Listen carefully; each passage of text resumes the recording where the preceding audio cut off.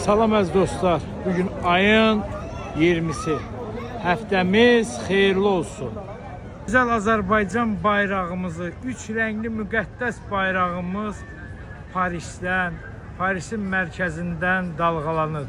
Eşq olsun Azərbaycanımıza.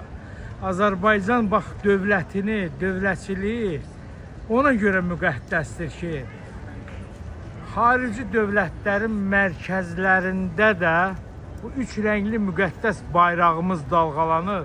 Onun səbəbkarı unutmalı deyirik ki, Cənab Prezident İlham Əliyev Heydər oğlunun səbəbi nədir? Bəli, Azərbaycan dövlətimizi bugün xarici dövlətlər böyük hörmət qoyaraq Azərbaycan dövlətimizi yüksək səviyyədə tanıyırlar. 44 günə qalib gələn bir lider dövləti, bizim rəhbərimiz, liderimiz İlham Əliyev Heydər oğludur.